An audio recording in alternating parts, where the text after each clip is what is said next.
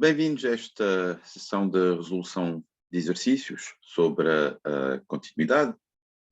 Então vamos começar pelo exercício 1, a linha A, onde vamos provar a continuidade de f usando as proposições 1.9 e 1.10.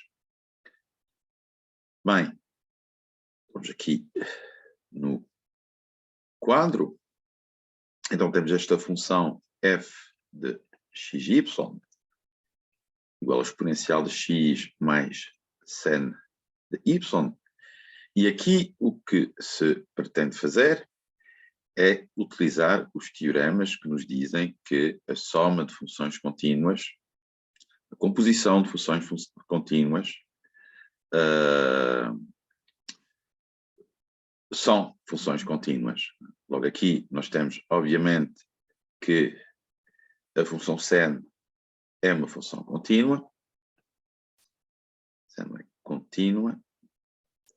Nós vamos ter, obviamente, que x mais sen de y é uma função contínua, aliás, aqui sen no seu domínio, em R. A função x mais y vai ser, obviamente, uma função contínua no seu domínio R2, porque depende de duas variáveis, e a função f, que vai ser a composição da exponencial com a função anterior, exponencial que é contínua em R, quando eu vou fazer a composição destas duas, composta, vai ser igual a f, que vai ser contínua em R. 2. A linha B deste exercício trata-se de estudar a função g de xy igual ao máximo de x e de y. Logo, para facilitar a resolução e a compreensão deste exercício, convém aqui fazer um pequeno esboço. Temos aqui x, temos aqui y, e já vão ver porquê. Vamos colocar aqui a reta y igual a x, e ao subdividir o plano desta maneira, o que é que nós nos percebemos? Percebemos que se estamos, por exemplo, num ponto aqui, abaixo da reta, ou seja, o ponto x0, y0, aqui tem x0, aqui tem y0, o que é evidente é que nós vamos ter que x0 é maior ou igual do que y0. Ou y0 inferior ou igual ao x0. E isso tem como implicação que neste conjunto, ou seja, abaixo, estritamente abaixo da reta, nós vamos ter que g de xy vai ser igual a x. A abscissa é maior do que a ordenada. Da mesma maneira, se nós consideramos o semiplano acima da reta, nós vamos ter que g de xy é estritamente é igual a y, porque o y vai ser estritamente superior ao x. E podemos observar que na reta, na restrição da função g de xy à reta, quando eu tenho y que é igual a x, eu vou ter, obviamente, que g de xy é igual a x, é igual a y. Bom, para perceber aqui a continuidade desta função g, vamos ter que voltar à definição da continuidade. E, essencialmente, aquilo que se pretende é demonstrar que, considerando uma sucessão xn a tender para xg, uma sucessão yn arbitrária a tender para y0, eu quero mostrar que as imagens g de xn, yn, que é uma sucessão a valores reais, vai ter como limite o máximo g de x0 e y0, que é o máximo de x0 e y0. Logo, vamos estudar essas sucessões e esses limites em cada uma das três situações que nós temos aqui, a começar pela situação do x0 ser maior ou igual ao y0, que é estar abaixo da reta y, aliás, maior ou igual, aqui eu quero estritamente maior do que y0, que é estar estritamente abaixo da reta. Vamos corrigir aqui aquilo que eu tinha escrito, é estritamente superior a y0. E vamos considerar, como visto acima, duas sucessões de pontos xn e yn que tendem respectivamente para x0 e y0. Logo, o que é que se passa aqui é que, pela definição da convergência, se eu tenho uma sucessão de pontos que vai ter por limite x0 e y0, esses pontos vão se aproximar tão próximo quanto nós quisermos de uma vizinhança do ponto x0 e y0, ou seja, de uma bola aberta de raio epsilon suficientemente pequena, centrada no ponto x0 e y0. E o que é que isso implica? Implica, em particular, que a partir de uma certa ordem, todos os pontos desta sucessão, xn e yn, vão estar nesta bola. Logo, existe um inteiro, tal que, qualquer seja n superior ou igual a esse inteiro, nós vamos ter que xn, yn, pertence a esta bola B epsilon, x0, y0. Esta bola BY que eu desenhei aqui, ela tem outra característica que é importante, é que ela é incluída no conjunto, no semiplano, estritamente abaixo da reta y igual a x. Logo, ela está incluída neste conjunto do x estritamente superior a epsilon. Logo, isso tem outra consequência, é que a partir dessa ordem, grande N, nós vamos ter que GetXN yn vai ser igual a xn. Não, vai ser igual a xn simplesmente porque o xn vai ser estritamente superior ao yn. E vai ser estritamente superior ao yn porque vai estar incluído nesta bola, que ela mesma está incluída no semiplano abaixo da reta. E nós sabemos aqui que o limite vai ser, obviamente, por definição, nós vimos aqui, por escolha, x0. E x0 é igual ao GetX0 y0, ou seja, igual ao max do x0 y0. Mais uma vez, porquê? Porque nós fizemos esta hipótese. Não é muito difícil verificar, eu não vou fazê-lo, que quando x0 é estritamente inferior ao y0, ou seja, quando nós estamos acima da reta, é uma situação totalmente simétrica que vai aparecer. Pegamos, por exemplo, este ponto aqui, com este x0, este y0, e nós percebemos que qualquer seja a vizinhança, a bola aberta, centrada em x0 e y0, como x0 tende para x0 e y0 tende para y0, yn tende para y0, a partir de uma certa ordem, todos os pontos da sucessão vão estar dentro desta bola, ela própria incluída no semiplano definido por x estritamente inferior a epsilon. E o raciocínio vai ser exatamente o mesmo. Logo, o que é que nos resta perceber para resolver qual é o último caso que nós temos que tratar?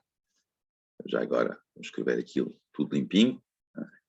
Idem ao caso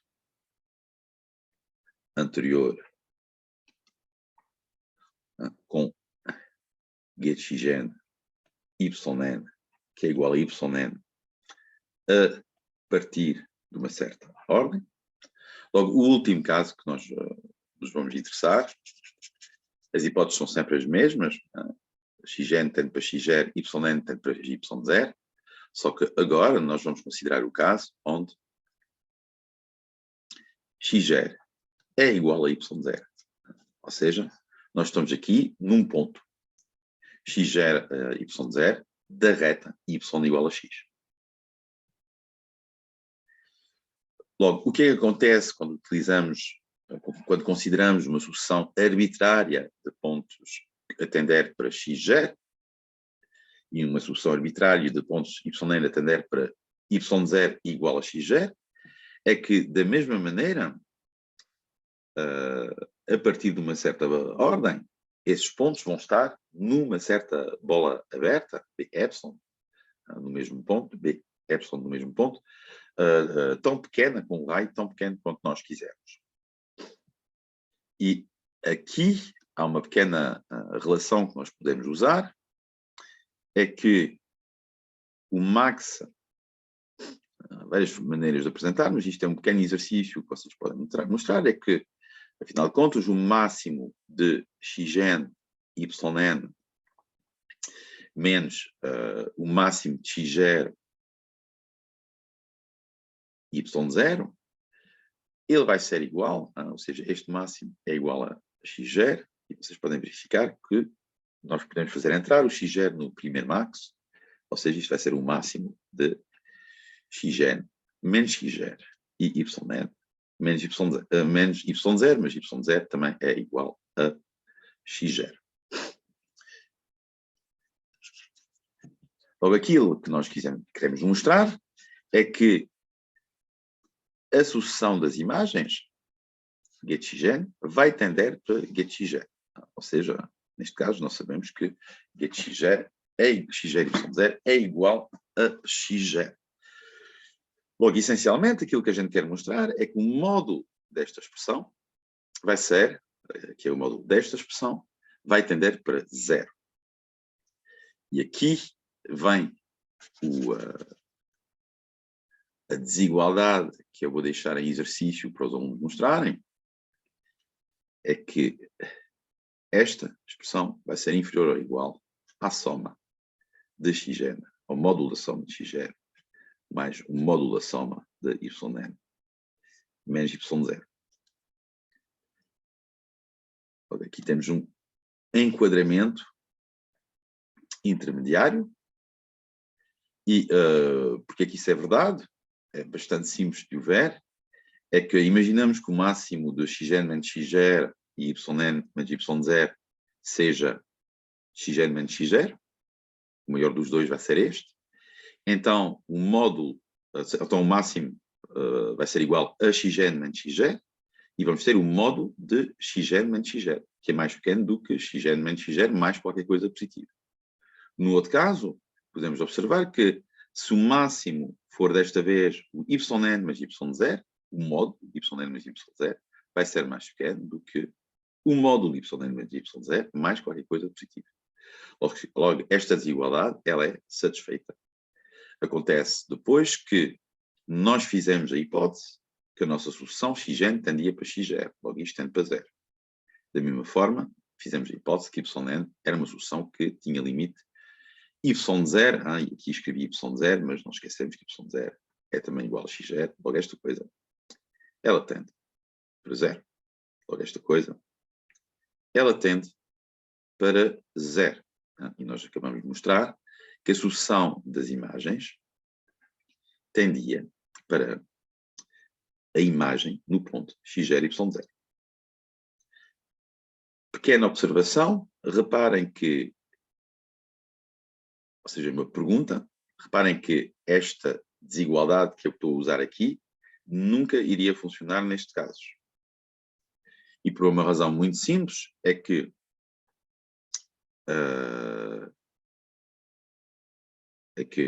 simplesmente esta majoração aqui, ela envolve o mesmo valor em ambas as parcelas.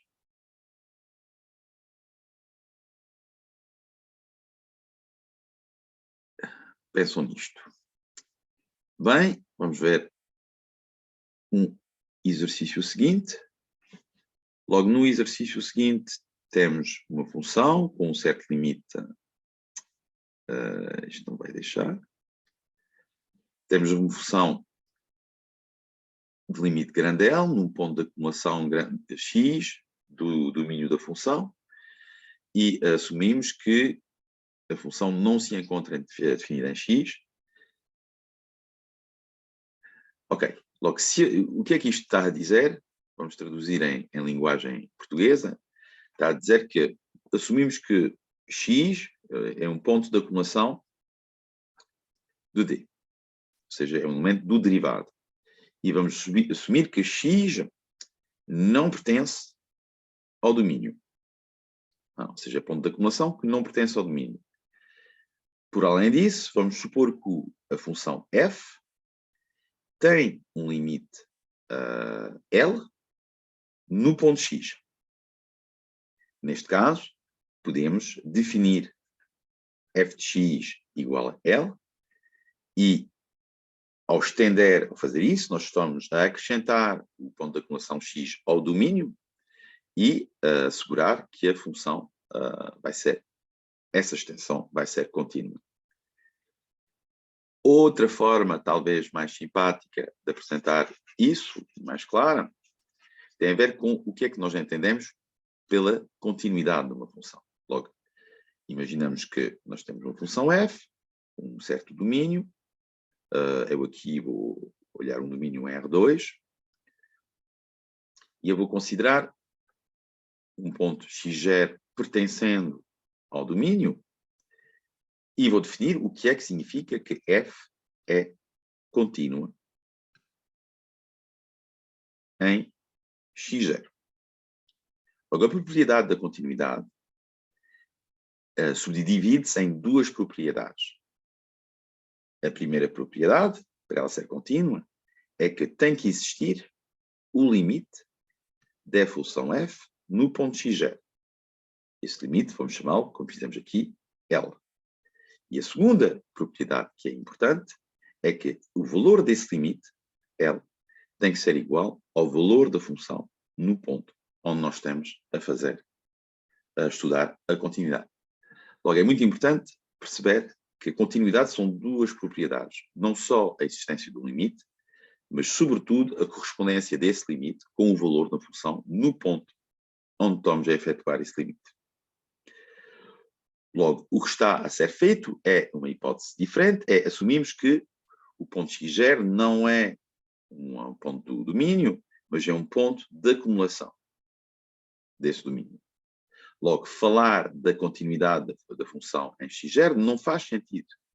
No entanto, falar do limite que essa função f tem em x0, isso está perfeitamente definido.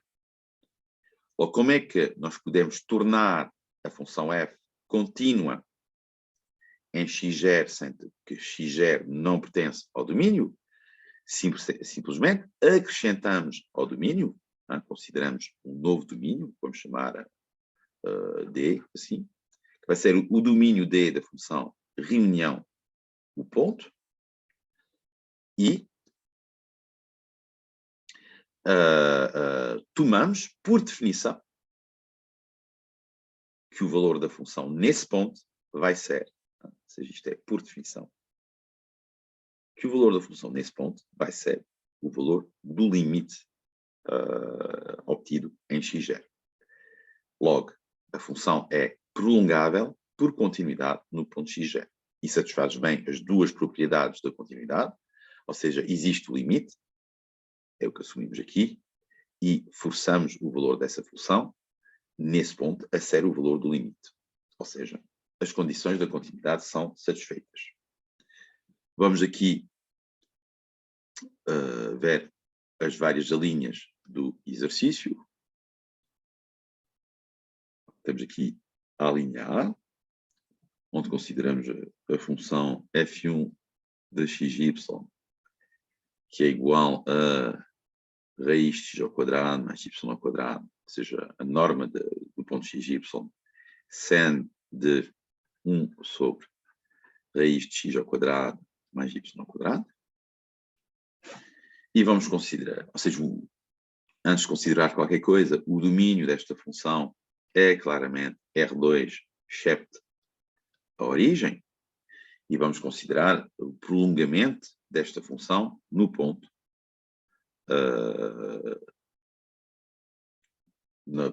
na origem, ou seja, prolongamento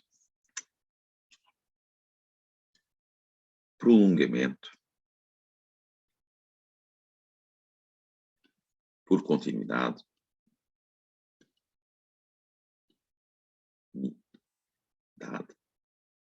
de f1 em 0,0. Logo, a primeira condição que temos que verificar é se existe o limite da função f1 no ponto 00. A questão da existência do limite. Bom, essa questão da existência do limite é bastante fácil, porque a gente percebe-se rapidamente que, como a função sen é uma função que é limitada por 1, f1 de xy vai ser inferior em módulo, vai ser inferior ou igual a raiz de x ao quadrado mais y ao quadrado, que nós sabemos ser a norma do ponto ou do vetor xy. E o que é que acontece? Acontece que quando xy tende para zero, a distância à origem de xy vai tender para zero, e o módulo é positivo, e a partir do teorema de limites sem quadrados, pelo teorema dos limites sem quadrados,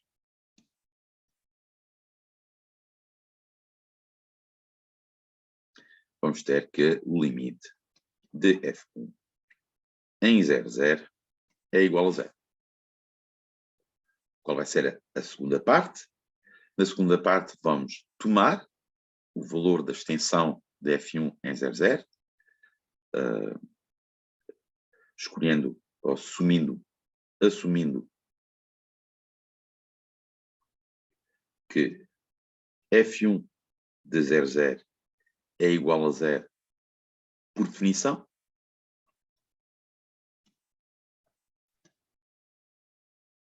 Temos então uma extensão contínua de f1 a 00. O que tomem a atenção que o domínio deste novo f1 já não é o domínio antigo, porque nós acrescentamos a origem ao domínio. Logo, df1 é R2.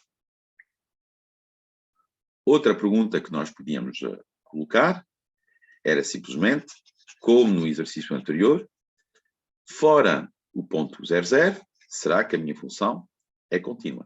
Ou seja, qual é o domínio de continuidade da minha função? Logo aqui, vamos considerar a nova função f11 de xy, para xy diferente de 00, e vamos tomar 0 quando xy é igual a 00, o nosso prolongamento por continuidade. Qual é o domínio de continuidade de f1, da extensão de f1? E, obviamente, espero para todos que vocês vejam que coincide com o domínio de definição, vai ser R2. Logo, porquê que vai ser R2? Para já, porque nós já verificamos que era contínua em 00, por construção, por causa do nosso prolongamento, e também vai ser contínua em R2, excepto 00, simplesmente porque a função é um produto, uma composta de funções que são contínuas em R2, excepto 00. A raiz de x ao quadrado, ou seja, x ao quadrado mais y ao quadrado é contínuo, a função raiz vai ser contínua no seu domínio, ou seja, dos números positivos ou nulos, a função sen é contínua em R, e a inversa, que aparece no sen, vai ser contínua no domínio onde o denominador está definido e não se anula, ou seja, em R2, excepto 00. Logo, a função construída desta maneira é contínua em R2. À linha seguinte, temos uma função que é muito parecida, que vai ser seno de raiz de x ao quadrado mais y ao quadrado a dividir por raiz de x ao quadrado mais y ao quadrado. Mais uma vez, o domínio desta função vai ser R2, excepto a origem, e nós vamos interessar-nos a um prolongamento eventual dessa função em 00. Mais uma vez, a função não só vai ser definida em R2 excepto a origem, mas pelos teoremas de somas, produtos, divisões, composições de funções contínuas, esta função f2 é contínua no seu domínio.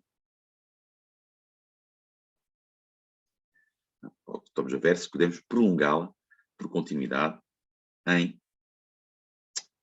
na origem.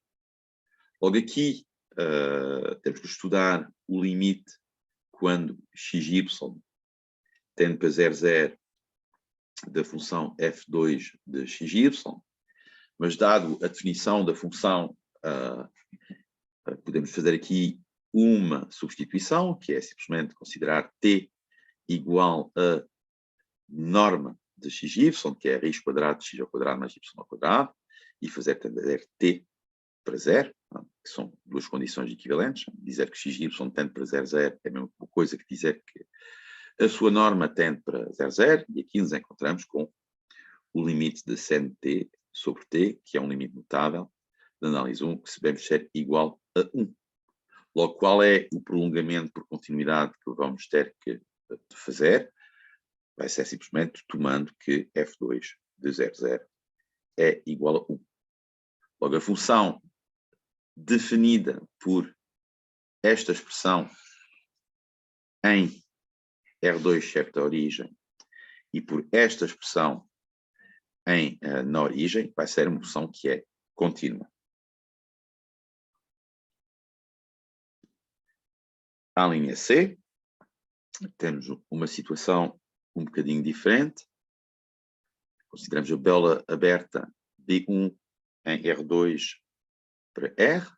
Logo, eu lembro o que é a bola aberta. A bola aberta B1 é a bola aberta centrada na origem, tal que a distância, x² mais y² à origem, a raiz de x² mais y² é estritamente inferior a 1. Se a raiz é estritamente inferior a 1, o quadrado vai ser também estritamente inferior a 1. E aqui nós queremos considerar um prolongamento de outro conjunto, mas eu esqueci-me de dizer qual era a definição da função, ou seja, vai ser exponencial de menos 1 sobre 1 menos x² menos y². E, obviamente, quando o xy está definida desta maneira, quando o xy pertence a esta bola aberta, logo, porquê? Porque a condição que está aqui permite evitar que o denominador que aparece aqui nesta expressão se anula. E vamos nos interessar ao prolongamento eventual, desta vez não num ponto, mas desta vez no conjunto dos pontos, tais que x² mais y² é igual a 1. Logo, o que é que nós vamos fazer? Vamos considerar um ponto desta circunferência, vai 1, x0, y0. Isso significa que x0² mais y0² é igual a 1. E vamos estudar o limite da função f3 de xy, quando xy tende para xn. E estou aqui a escrever as coisas completamente ao contrário. Quando vai tender para o ponto x0, y0. Vamos tentar perceber se o limite existe e, se existir, qual é o seu valor. Logo, nós sabemos, por definição, que para o limite existir, o que tem que acontecer é que qualquer seja a solução xn, yn, que tende para x0, y0, e eu lembro que aqui, x0, y0, nós tomamos neste conjunto, na circunferência, eu tenho que ter f3 xn, yzen, ou seja, a sucessão imagem que tende para o mesmo limite, L. Ou seja, tem que existir um valor L, tal que para toda a sucessão que tende para x0, y0, a sucessão imagem tende para L. Logo, o que é que acontece aqui? Acontece que nós vamos considerar uma solução destas convergente para x0 e y0 arbitrária, e vamos ver aquilo que se passa, ou seja, 1 menos x0 ao quadrado menos yn ao quadrado. Qual vai ser o seu limite?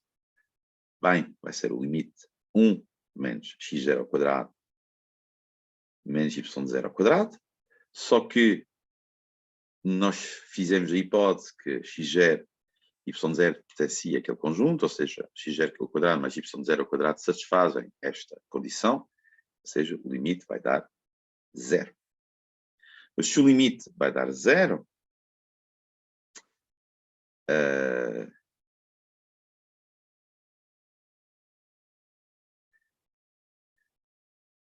temos que ter noção que ele não vai dar 0 de forma qualquer, não? Porque a solução que nós estamos a considerar aqui, ela vai pertencer ao domínio da função. Logo, por além de termos isto, também estamos a fazer a hipótese que xn e yn, eles pertencem à bola B1. Logo, 1 menos xn menos yn ao quadrado vai satisfazer que é estritamente superior a 0. Esta quantidade ela vai tender para 0 por valores positivos. Isso é importante considerarmos os valores positivos, porque é isso que vai nos permitir dizer que 1 sobre 1 menos x n ao quadrado menos y n ao quadrado vai tender para mais infinito. Mais uma vez, estamos a considerar uma sucessão de pontos que pertence a B1, ou seja, para os quais 1 menos x n ao quadrado menos y n ao quadrado é sempre estritamente superior a 0. Logo, o seu limite vai ser 0, mas vai ser atingido por valores superiores ou iguais a 0. Logo, quando eu faço o limite da inversa, o valor do limite vai ser mais infinito. Quando eu ponho um menos aqui, o valor do limite vai ser menos infinito. Ao qual eu vou compor esse limite com a exponencial, e eu sei que em menos infinito, a exponencial tem limite 0. Vai tender para 0. Logo, conclusão, qual é o limite de f3 de xy em x0 e y0, um ponto qualquer da circunferência, nós temos que o limite vai ser 0.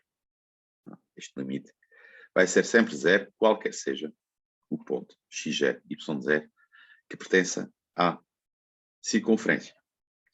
E logo, o prolongamento, nós vamos considerar, é imediato, nós vamos considerar que qualquer seja xy a pertencer à circunferência de raio 1, centrada na origem, nós vamos tomar f3 de xy igual a 0. Vai constituir um prolongamento por continuidade da função f3. Aqui, vamos voltar ao exercício.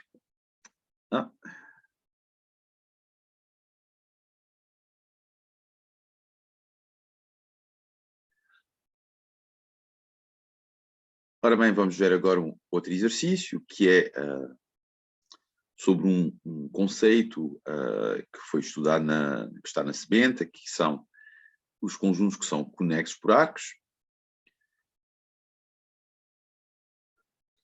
Logo, o melhor é mesmo de representar esses conjuntos e de vos mostrar o que é que significa geometricamente um conjunto ser conexo por arco. Logo, vamos olhar o conjunto A, que é o conjunto dos pontos tal que 1 é estritamente inferior a x ao quadrado mais y ao quadrado, estritamente inferior a 4. Isso vai corresponder àquilo que nós chamamos um anel. Logo, temos aqui uma primeira circunferência de raio 1, e depois temos outra circunferência que vai ser de raio 2, e o conjunto A é simplesmente os pontos que estão entre estas duas circunferências. ou seja, os pontos que estão a distância da origem estritamente superior a 1 e estritamente inferior a 2. Logo, o que é a conexidade por arcos? É essencialmente a propriedade seguinte, ou seja, um conjunto, vamos escrever assim, desta maneira, é conexo por arco se qualquer dois pontos deste conjunto, vamos chamar aqui o ponto P, o ponto P1, o ponto P2, qualquer dois pontos podem ser ligados por uma curva contínua. Tenho aqui uma curva, γ, que liga P1 e P2. Formalmente, como é que isto escreve-se? Escreve-se dizendo que existe uma curva γ do espaço de partida, o intervalo 0, 1, ao espaço de chegada, que vai ser dentro do nosso conjunto E, tal que, ou seja, é contínua, e γ de 0 vai ser igual ao ponto de partida, imaginamos, isto é uma orientação, e γ de 1 vai ser igual ao nosso ponto de chegada. Como é que nós vamos justificar que o conjunto A é de facto um conjunto que é localmente, conexo por arco? Simplesmente a gente observa, qualquer seja dois pontos, vou sempre poder ligar dois pontos por uma curva que fica dentro do conjunto. Logo, esta é uma curva que está dentro do conjunto. Se eu considerasse uma curva destas, esta já não funciona. Ou seja, a curva γ tem que ter como espaço de chegada o conjunto E. Ou seja, a curva tem que ficar, no nosso exemplo A, dentro do conjunto A. Como é que eu poderia alterar o conjunto A de forma a torná-lo não conexo por acto? Imaginamos que consideramos A reunião, por exemplo, ou vamos chamar isto A barra, que é a reunião de A com a bola aberta de raio 1/2.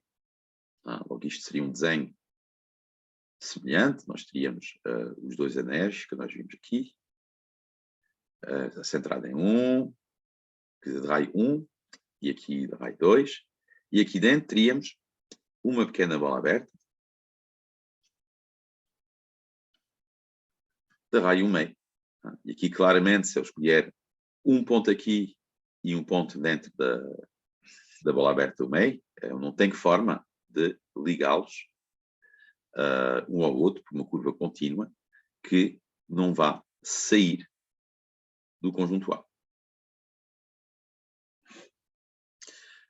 Vamos ver outro exemplo, outra linha, que é a linha B. Temos o conjunto B de xy, que é igual aos pontos tais que xy é estritamente superior a 0.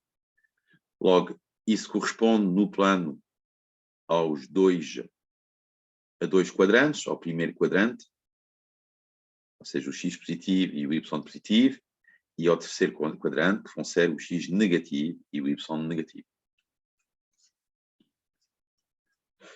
Logo, manifestamente, se eu tenho dois pontos aqui no mesmo quadrante, eu vou poder ligá-los no caminho que fica dentro do conjunto B, que fica no quadrante, e a mesma coisa deste lado. Mas se eu quiser ligar um ponto do terceiro quadrante ao ponto do primeiro quadrante, ficando nestes quadrantes, eu vou ter um problema aqui na origem, porque na origem há um buraco. Logo, este ponto B não é conexo por arcos. Não é conexo por arcos.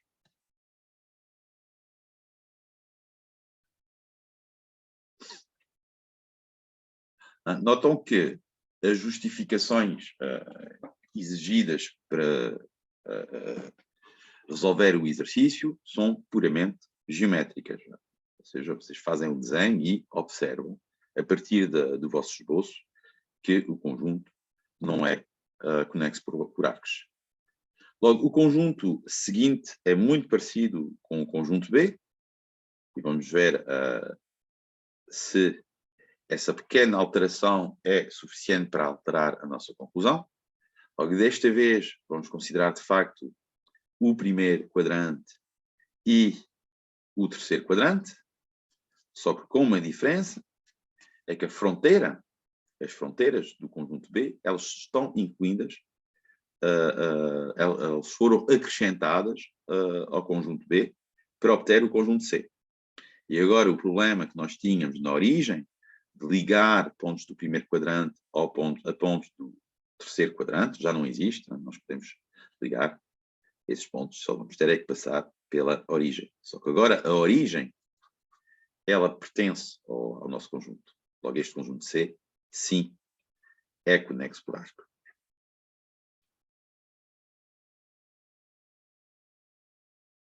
E, finalmente, vamos ao conjunto D,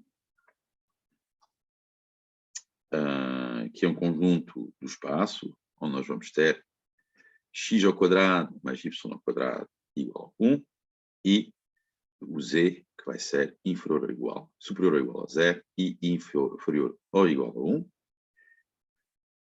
Logo, a representação deste conjunto, como é que vai ser? Então, x ao quadrado mais y ao quadrado, vamos fazer do melhor que podemos. Aqui considerar os eixos x, y, z. O conjunto x ao quadrado mais y ao quadrado igual a 1 é um conjunto que no plano z igual a 0 vai corresponder à circunferência da raio 1. E à medida que, ou seja, isto é em z igual a 0, e à medida que cota vai crescer, vamos ter uma translação desta circunferência até chegar a z igual a 1.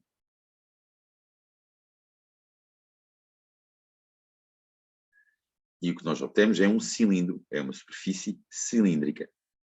Superfície cilíndrica.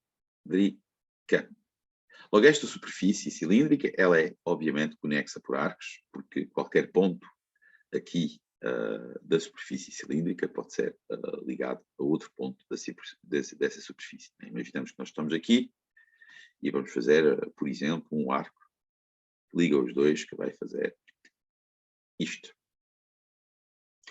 Logo, é conexo por arcos. Essencialmente, o conjunto conexo por arcos é um conjunto que não pode ser escrito como uma reunião disjunta de conjuntos que sejam abertos. Ambos abertos ou ambos fechados. Aqui, voltar ao enunciado. Vamos olhar para o exercício 4.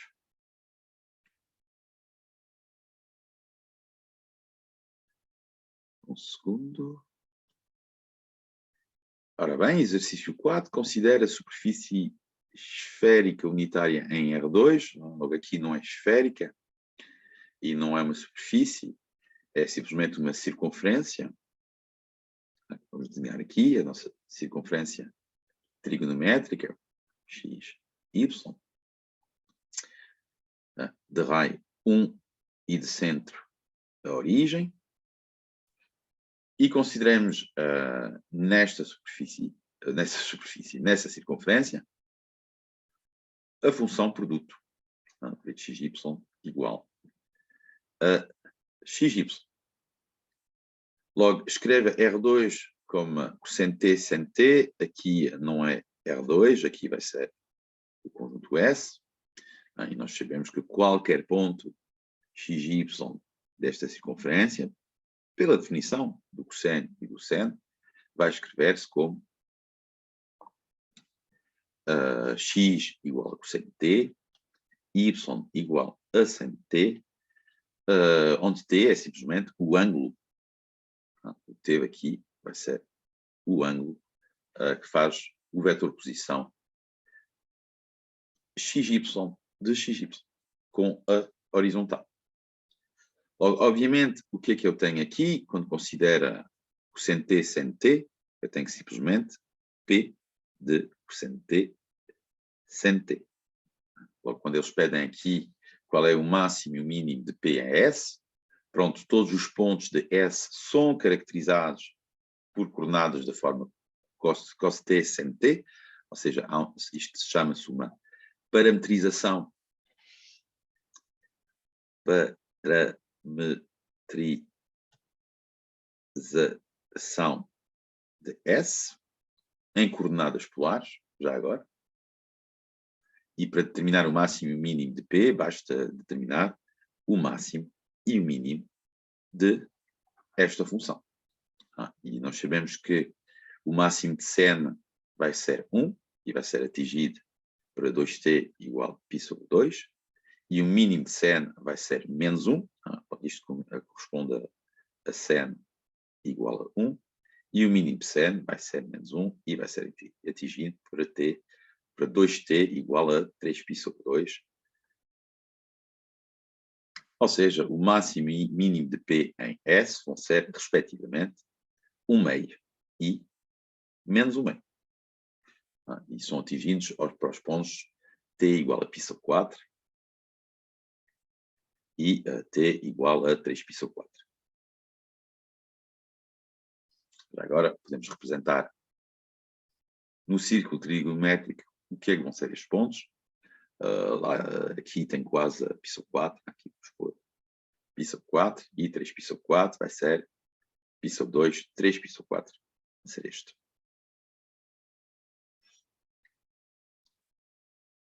Está certo? Não é? π sobre 4, 3π sobre 4. E π sobre 4. Dê uma interpretação geométrica do resultado. Por exemplo, quais os retângulos inscritos no círculo unitário têm maior área. Podemos observar simplesmente que é o caso. É isso que nós estamos a calcular. Vamos pôr aqui a circunferência. E quando eu considero o produto das coordenadas de x e y, aquilo que eu estou a fazer, quando o x é positivo e quando o y é positivo, é simplesmente a calcular a área deste retângulo inscrito na circunferência. Ou seja, o retângulo que tem uma das extremidades em 0, 0 e a extremidade oposta em x, y. Ora bem, vamos aqui a outro exercício. Deixa-me deixar, não vai me deixar. Vamos tentar ir mais devagarinho. Exercício 5.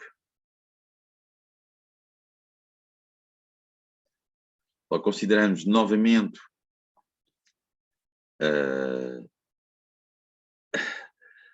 a curva circular, ou seja, a circunferência trigonométrica, e queremos justificar que a função x menos y tem máximo e mínimo em S. Logo, aqui trata-se de aplicar o teorema de Bolzano.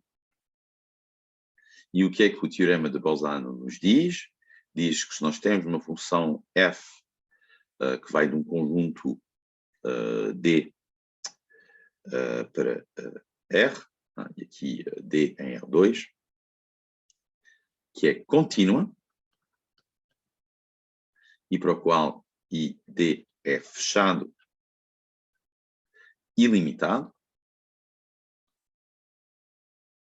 então a função f, então isto implica que f tem máximo e mínimo absolutos em D. Logo, tudo o que nós temos que verificar para poder aplicar o teorema de Bolzano a esta situação é verificar que a função é contínua e verificar que o conjunto D é fechado e limitado. Logo, que a função seja contínua é uma evidência, porque a exponencial é contínua e x menos y é uma função contínua. Justificar que o conjunto de S é limitado também é evidente, porque este conjunto vai estar incluindo na bola fechada centrada na origem e de raio 1, cuja notação, lembro, é essa, com uma barra em cima. e que o conjunto seja fechado, pode-se ver fazendo um desenho. Ou seja, o nosso conjunto S vai ser esta circunferência. E nós sabemos aquele teorema que nos diz que R2 escreve-se como o interior de S, mas o interior de S é obviamente vazio. A fronteira de S, mas a fronteira de S é obviamente igual a S, união o exterior de S. Logo, o que é que se passa? Passa simplesmente que o complementar do conjunto S vai ser o exterior, e é um conjunto aberto, logo, S é fechado. Logo, é a definição num conjunto fechado como sendo o complementar de um conjunto aberto. E nós sabemos que o exterior, como interior do complementar do conjunto, é aberto. Bem, esboço S e os conjuntos de nível f de x menos y no mesmo gráfico. Logo, temos novamente que fazer um desenho, vou fazê-lo aqui. X, y, vamos desenhar a nossa circunferência S, do melhor que podemos. E vamos considerar os conjuntos de nível da função f de x, y, que vão ser simplesmente e de x, y igual a uma certa constante. Logo, essa constante, para o conjunto de nível ser não vazio, ela tem que ser estritamente superior a zero. Porque se não for, se for inferior ou igual a zero, temos uma exponencial que é igual a um número nulo ou negativo, e isso não é possível. O contradomínio da exponencial são os valores, os números estritamente positivos. Logo, como temos um número aqui que é estritamente positivo, podemos, em particular, tomar que este C escreve-se na forma E de K, onde K, desta vez, é um número real qualquer. E fazer isto tem a vantagem que escrever a condição que define a curva de nível, ou seja, que eu vou agora notar CK, ou C é de K, índice é de K, vai ser simplesmente x menos y é igual a K. E o que é que são as retas x menos y igual a K? Porque já são retas da forma y igual a x menos K. Logo, são retas. Vamos desenhar algumas. De declive 1 e de ordenada à origem, menos K. Logo, aqui, quando K é igual a 0, a reta vai ser esta. K igual a 0. Que corresponde a C igual a 1, já agora. É de 0, ou seja, 1. Vamos fazer outra que é um bocadinho, que é também interessante, que vai ser K igual a 1. K igual a 1 vai nos dar isto. K igual a 1, que vai corresponder à cota da curva de nível igual a E de 1, ou seja, E. E vamos também fazer K igual a menos 1, que vai corresponder à cota igual a 1. E vai nos dar isto. Este aqui é K igual a menos 1, corresponde a C é igual a 1 sobre E. E o que é que a gente nota? É que, ou seja, para a cota C igual a E, ou seja, o que eu quero dizer é que as cotas aqui vão aumentando no sentido contrário do K, ou seja, para K igual a 1, não no sentido, porque eu estou a dizer o sentido contrário, não, ou seja, K igual a 1 corresponde à cota C, que é maior do que E é maior do que 1, K igual a 0, e K igual a menos 1 é inferior a 1. Logo, onde é que vai estar o máximo e o mínimo? Ou seja, aquilo que eu fiz.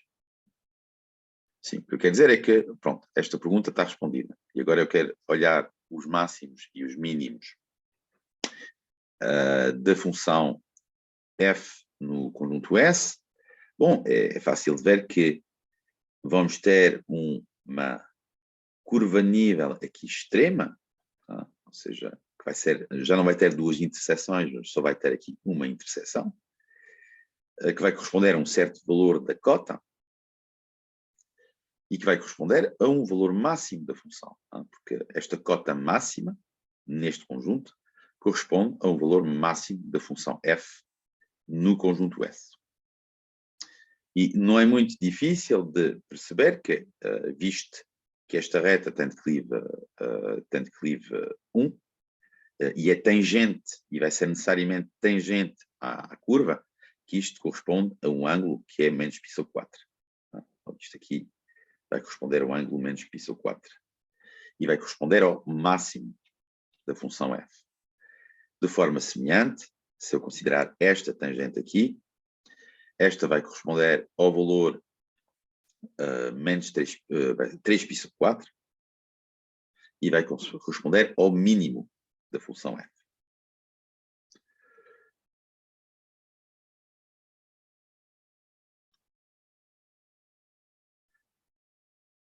Logo, qual vão ser as componentes deste ponto? E as componentes deste ponto, não é muito difícil de ver que este ponto vai ter por componentes raiz 2 e menos raiz 2, que é um ponto da raiz 2, não, estou a dizer as neiras. Vai ter por componente o cosseno e o seno de menos π sobre 4, ou seja, 1 sobre raiz 2, enquanto este vai ter como componente o cosseno de 3π sobre 4 e seno de 3π sobre 4, nós sabemos ser menos 1 sobre raiz 2 e 1 sobre raiz 2. E para ter o valor do máximo e o mínimo da função f, que não são pedidos, eles só pedem para identificar os extremos, faríamos a exponencial f de 1 sobre raiz 2 menos 1 sobre raiz 2. Isto vai nos dar o max. E o mínimo vai ser f de menos 1 raiz 2, 1 sobre raiz 2, que é o mínimo. E aqui vai ser igual a e de raiz 2, porque 2 sobre raiz 2, ou seja, raiz 2, e aqui vai ser a menos 2 sobre raiz 2, ou seja, e de menos raiz 2.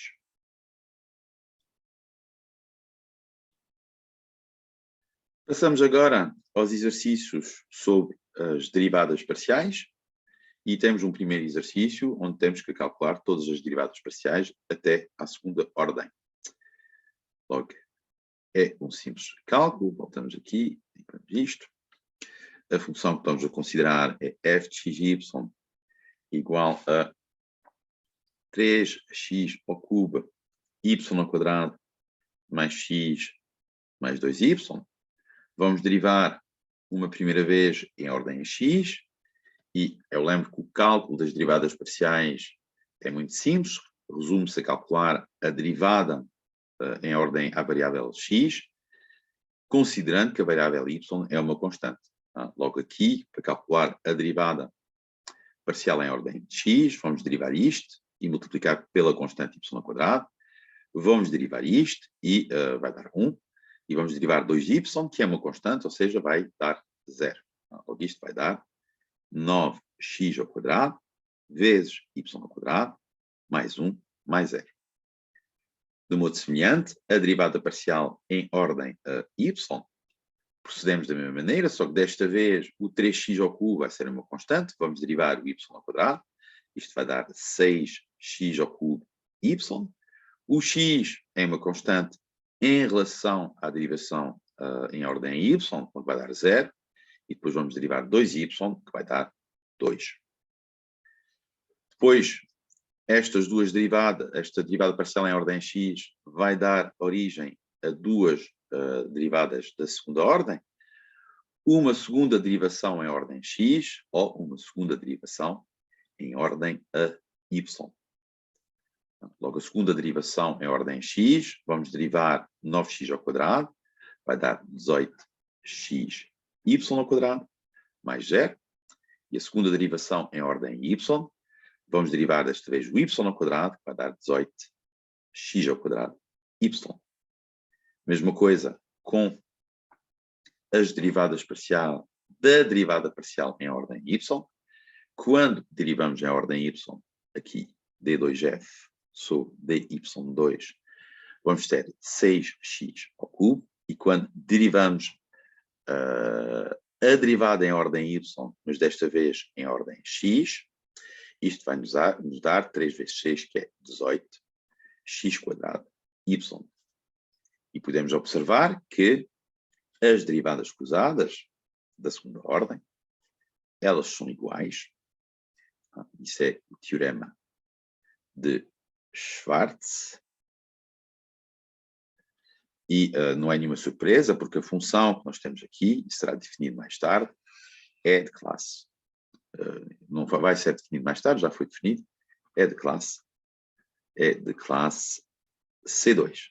O que significa que as suas derivadas parciais, até a ordem 2, são contínuas. Exercício seguinte. Temos a seguinte função, definida em R2, e queremos verificar que ela satisfaz uma certa equação. Logo, estas perguntas em análise 2, elas são essencialmente exercícios de cálculo de derivadas. Ou seja, em análise 3, vão partir da equação para chegar à solução. Como eu já referi no outro vídeo, e acho que durante as aulas, o processo em análise 3 é o processo oposto a este que nós estamos a fazer aqui, onde nós queremos encontrar todas as soluções destas equações. Logo, uma pergunta que eu vos faço é, inspirando-se desta solução, que é dada no exercício 2, determine todas as soluções desta equação. Já agora, para as pessoas mais fisicamente inclinadas, há aqui uma gralha, aqui seria o C ao quadrado. E como é que eu sei que é uma gralha sem ter verificado que esta solução não funciona? Simplesmente porque temos aqui um t ao quadrado, vezes um c ao quadrado, ou seja, ct é homogéneo a uma distância, porque é uma velocidade vezes um tempo. Ou seja, tem que ser homogéneo a x. Logo, x ao quadrado, em termos de unidades, tem que ter a mesma unidade que c ao quadrado, t ao quadrado. Logo, se aqui tivéssemos c, isso não iria funcionar. Logo, temos que calcular as segundas derivadas de w em ordem a x e em ordem a t. Isto é um exercício imediato. D sobre dt, a derivada em ordem a tempo, vai fazer aparecer menos c, a derivada de seno, que é cosseno x menos ct. E agora, quando eu vou fazer a segunda derivada, mais uma vez isto é a derivada de uma composta, vou ter sempre o menos c, mas vou ter a derivada de cosseno, que é, ou seja, vamos deixar aqui menos c. Vamos ter a derivada de cosseno, que vai ser menos seno, aplicado a x menos ct, e já íamos esquecendo que temos que também derivar o argumento do cosseno, que vai ser menos c. Aqui vamos ter um quadrado. Logo, isto vai dar menos c quadrado seno de x menos ct. A mesma coisa com a derivada em ordem ao espaço, dx, dw dx, vai nos dar a derivada do argumento em ordem x, que é 1, vezes a derivada de seno no argumento, que é cosseno, ou seja, cosseno x menos ct. E quando eu calculo a segunda derivada, em ordem ao espaço, vou ter a derivada do argumento em ordem a x, vai dar 1, vezes a derivada de cosseno, vai dar menos seno x menos ct. E não é difícil de ver que, a multiplicar a derivada espacial de ordem 2 por c ao quadrado, vou obter a derivada temporal de ordem 2.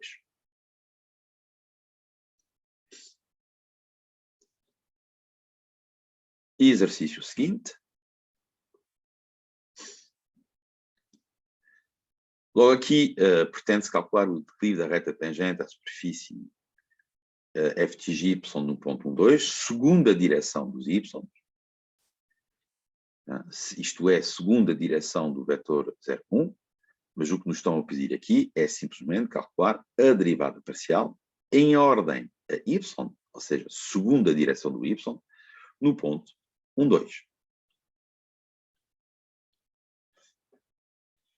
Ou seja, esta derivada parcial, em ordem y, o que é que ela captura, em termos de informação? Captura exatamente isso. Como é que a função f vai variar em ordem y quando o x é constante. E isso nós sabemos que a derivada vai capturar o declive da reta tangente da função. Logo aqui, a derivada df sobre dx, df sobre dy desta função, o que é que vai ser? Df sobre dy vai ser simplesmente a derivada, mais uma vez, de uma composta. Logo, vamos derivar em ordem a y o argumento que está dentro da raiz, vai nos fazer aparecer um 2. E depois vamos derivar a raiz, vai fazer aparecer um 2 sobre raiz do mesmo argumento, 3x, mais 2y. Logo o 2 corta, e quando eu aplico no ponto 1, 2, vou ter 1 sobre 3 mais, ou seja, um 2, 3 mais 4. Ou seja, 1 sobre raiz de 7.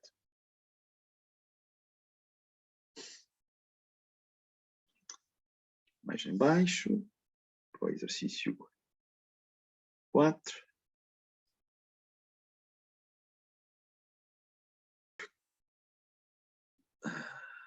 Ok? Logo, o exercício 4. Temos uma função de duas variáveis e queremos calcular o gradiente. Queremos calcular o gradiente e queremos determinar os pontos x0 e y0, tal que o gradiente é igual ao vetor nulo. Bom, logo, o que é que vai ser o gradiente? Como está aqui ali definido, vai ser as derivadas parciais da função f, esta função f, em ordem a x e a derivada parcial em ordem a y. Logo, o vetor gradiente, o que é que ele captura como informação?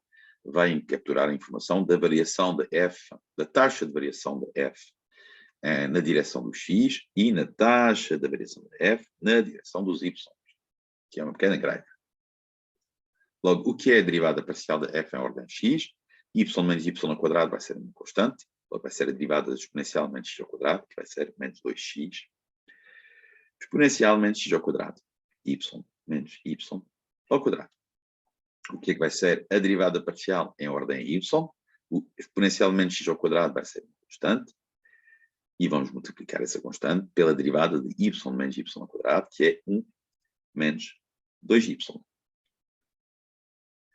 Procuramos os pontos x e y, tal que o gradiente é nulo, tal que isto é igual a 0 e isto é igual a 0, e é um sistema que temos que resolver, só que esta coisa, que é exponencial, é sempre diferente de 0, logo isto vai nos dar que 1 menos 2y é igual a 0, ou seja, y é igual a 1 meio, e se y é igual a 1 meio, isto é diferente de 0, isto é diferente de 0, isto vai nos dar que x é igual a 0. Ou queremos determinar a natureza agora de f de 0, 1 meio, que vai dar já agora vai dar agora vai dar e de 0 ao quadrado, ou seja, e de 0 ao quadrado, vou escrever isto tudo, 1 meio menos 1 quarto, isto vai dar 1 meio menos 1 quarto, vai dar 1 quarto. E queremos determinar se é um máximo ou um mínimo, ou nem máximo, nem mínimo. Logo, aqui é fácil de ver que qualquer f de x, y, de facto, vai ser menor ou igual do que f de 0. F de 0, vírgula 1 meio. Logo, porque é que isso é fácil de ver? Que temos aqui um máximo absoluto. simplesmente fazendo o desenho desta função. Logo, o que é esta função? Agora vamos fazer um gráfico no plano, vamos chamar YZ, por exemplo. Se eu fizer o gráfico desta função, vai ser uma parábola a apontar para baixo, com duas raízes, uma em 0 e outra em 1. É uma coisa que faz assim. E, sem surpresa, o céu aqui é 1, aqui é 0, o seu máximo é atingido em 1/2. Logo, para todos os valores de y que são estritamente inferiores a 0, ou estritamente inferior ou iguais a 0, ou superiores ou iguais a 1, esta parcela aqui, ou seja, para estes valores, como é que eu vou mostrar? Ou seja, para estes valores e estes valores, esta parcela aqui vai ser negativa. Logo, como o f de 0,5 é positivo, independentemente do valor que vamos ter para x, o exponencial é sempre positivo, o f de xy vai ser negativo. Logo, podemos reduzir a demonstração desta desigualdade simplesmente aos valores de y, tal que y menos y ao quadrado é estritamente positivo. Ou seja, aos valores de y, tal que y é superior a 0 e inferior a 1. Só que espero eu, claro, que para valores de y entre 0 e 1, esta coisa aqui, ela é sempre inferior ou igual a 1/4. Vamos já agora. Este valor aqui é 1/4, o máximo. Enquanto estes valores aqui são sempre inferiores ou iguais a 1, que é atingido quando x é igual a 0. Pronto, está demonstrado.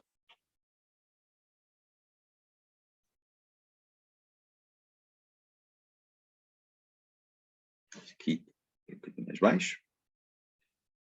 Não deixa.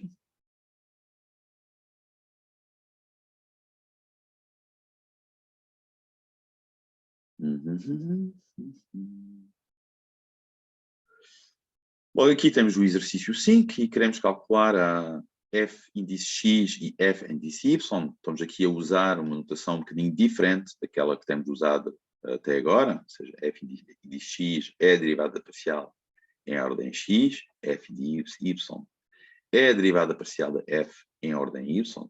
Isto é uma notação que se usa muito na área das equações às derivadas parciais. Não sei se é uma notação muito usada em física. Em certas áreas de física usam-se esta notação também. E queremos calcular as derivadas parciais destas duas funções. Logo, isto, a priori, conhecendo os alunos, parece um problema insolúvel, porque para calcular o integral precisamos de... Ou seja, para derivar esta função vamos precisar de calcular o integral. Só que eu queria lembrar aos alunos que a função é de sem t, é uma função que é contínua. E como é contínua, podemos considerar uma função intermediária, que seria grande f de x, que é o integral de 0 a t de e de sen de 0 a x de e de sen t dt. E o que é esta função? É simplesmente uma primitiva da função exponencial de sen t. Como é contínua, podemos fazer um integral e definimos a partir do integral uma primitiva da função exponencial de sen t. E uma vez que eu tenho esta função, este integral, ele calcula-se muito facilmente a partir da regra de Barrow. Ou seja, vai ser a variação entre x e y de uma primitiva. Ou seja, f primitiva de e de sen t. Já agora, uma das propriedades interessantes das primitivas é que quando eu vou derivar a grande f de t, isto vai me dar e de sen t. Logo aqui está essencialmente propriedades que foram estudadas em análise 1. Cálculo do integral de uma função e a relação entre integrais e primitivas desta função. Logo, o que é, voltando aqui à regra de Barrow, o que é que vai ser isto? Vai ser simplesmente f, grande f de y menos grande f de x. Logo, no caso da linha A, a derivada parcial de f em ordem a x vai ser simplesmente a derivada parcial em ordem a x daquela função, grande f de y menos grande f de x. Isto é, obviamente, menos f' de x. Simplesmente a derivada da f' de x. Mas f' de x, não sabemos o que é, vai ser menos exponencial de seno x. Mesma coisa para a derivada parcial em ordem y, vai ser d de y de grande f de y menos grande f de x. Estamos a derivar em ordem a y, o grande f de x é uma constante, isto vai me dar a derivada de grande f em y, ou seja, é de sen de y. Mesma coisa com a outra linha, isto vai ser o quê? Vai ser a variação de grande f de t de xy a 1, onde grande f de t é uma primitiva do exponencial de sen de t, a linha vai ser e de t é de sen t, e isto é f de 1 menos f de grande f de xy. Logo, no caso do B, nós vamos ter que df sobre dx vai ser a derivada disto em ordem a x. Vamos derivar aqui a composta, ou seja, a derivada de xy em ordem a x vai dar y, isto vai ficar menos y. Da derivada de f, que é exponencial de sen t, ou seja, é exponencial de sen de xy. Mesma coisa com a derivada em ordem y, só que desta vez vai ser a derivada de xy em ordem y, vai aparecer menos x, f', grande f' de xy, ou seja, exponencial de sen xy.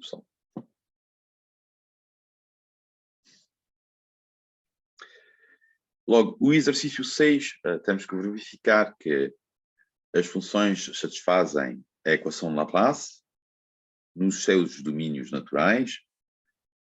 Isso eu não vou fazer, simplesmente. Eu vou deixar os alunos praticarem sozinhos o cálculo das derivadas de ordem 2 destas funções. Isto é um ótimo exercício e tudo o que vocês precisam de fazer para cada uma destas funções é verificar, mais uma vez, que a soma das derivadas da segunda ordem em ordem x e em ordem y são iguais a zero. Logo, isto envolve 4 cálculos de derivadas para cada uma destas expressões e é uma ótima ocasião de fazer uma pequena revisão das tabelas de derivação.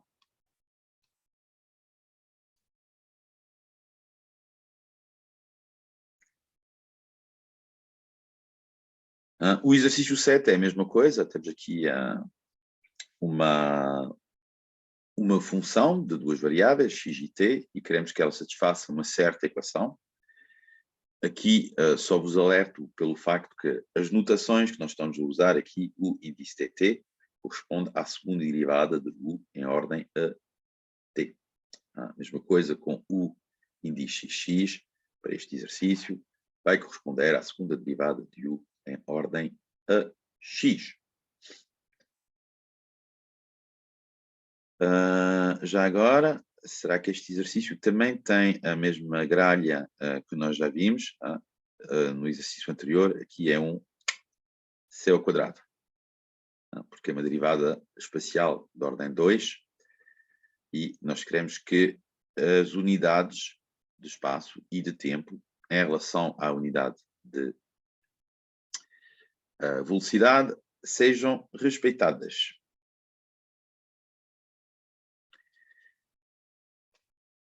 Logo, vamos passar aqui ao último exercício da ficha.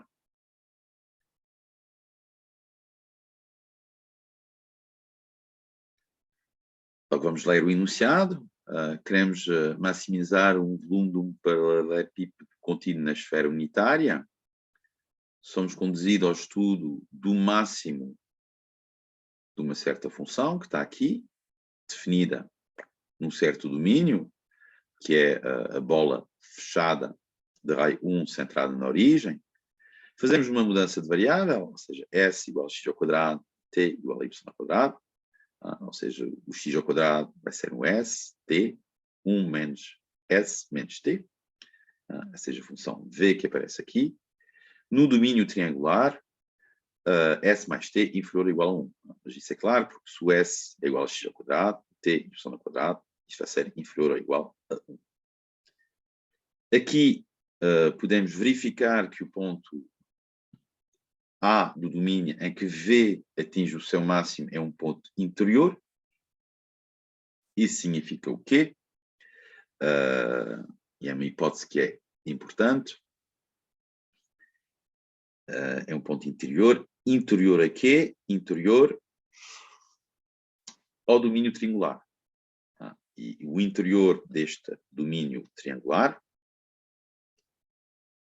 como é que ele se caracteriza? Vai ser simplesmente os S estritamente positivos, os T's estritamente positivos e o S mais T estritamente inferior a 1. Deixo vocês fazerem a representação deste conjunto e de ver que o seu interior escreve-se desta maneira. É um ponto interior pelo que o gradiente é igual ao vetor nu. É interessante observar que até agora não há perguntas. A pergunta só aparece aqui. Determina A e conclua sobre o problema original. Logo, como é que é definido o ponto A, do domínio T? É um ponto interior. Logo, é um ponto interior e, como eu disse, o A vai satisfazer, se ele tem duas componentes, S e T, ele vai satisfazer que o S é positivo, o T é estritamente positivo e o S mais T é estritamente inferior a 1. Depois, nós queremos verificar que o gradiente de V é o vetor nulo e nós temos aqui acesso à função V. Logo, o que é que vai ser o gradiente de V? O gradiente de V vai ser o vetor que vai ter como componentes dV sobre ds e dV sobre dt.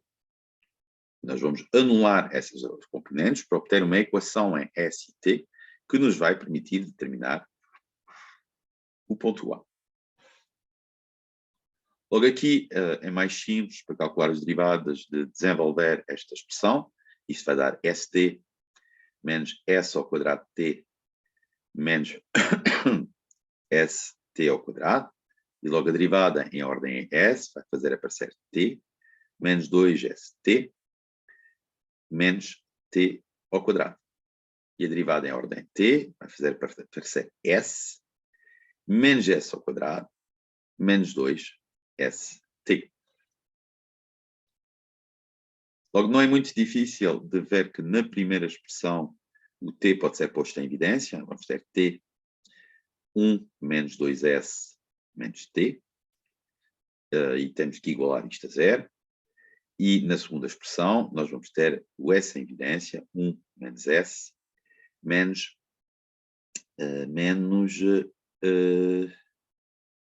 2t, que é igual a zero. Logo, traduzimos a nulidade do gradiente em duas equações que vão ser 1 menos 2s menos t igual a zero e 1 menos s menos 2t igual a zero. Já agora, podem perguntar, mas professor, onde é que foi o t e onde é que foi o s? Eles foram simplificados porque eu sei que o t e o s são estritamente superiores a zero. Logo, se este produto aqui é nulo, isso quer dizer que este fator aqui é nulo. A mesma coisa com este fator.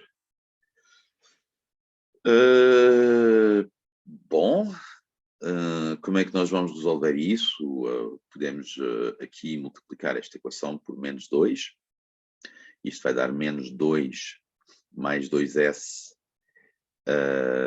mais 2S mais 4T igual a 0, que eu vou somar com esta equação, e isso vai me dar menos 1, menos 2S mais 2S mais 0, e aqui menos 1 menos T mais 4T vai dar mais 3T igual a 0, ou seja, T é igual a 1/3. E, dado a simetria das duas equações, elas são essencialmente as mesmas, substituindo o S e o T, eu deixo vocês justificarem que o S vai ser também igual a 1/3, porque as equações são exatamente as mesmas, substituindo S e T. Logo, isso implica que S e T, S é igual a T. Ou seja, S e T são iguais a 1/3. Ou seja, o ponto que nós estamos a considerar é 1/3. 1/3. O qual vai ser o máximo desta função V, ele vai ser realizado em V 1/3. 1/3, que nós podemos calcular, vai dar 1 sobre 9, 1 menos 1/3, menos 2/3, ou seja, 1/3 vezes 1 sobre 9, que é 1 sobre 27. Logo, o volume máximo do paralelepípedo vai ser 1 sobre 27. E vai corresponder a que pontos, ao final de contas, do nosso conjunto? Prontos, nós temos que x ao quadrado é igual a 1/3 e y ao quadrado é igual a 1/3, pela definição, S e T. Logo, esse máximo vai ser realizado em 4 pontos. Pontos para os quais nós vamos ter x é igual a mais ou menos 1 sobre raiz 3 e y que vai ser mais ou menos 1 sobre raiz 3. Logo, isto vai corresponder a 4 pontos nos 4 quadrantes de R2. Moral deste exercício, ler com atenção o enunciado e ver toda a informação que é dada no enunciado, em particular aqui a informação, temos um ponto interior que simplificou muito a resolução do sistema, porque nós podemos aqui simplificar por S e T. E bons estudos, boa continuação.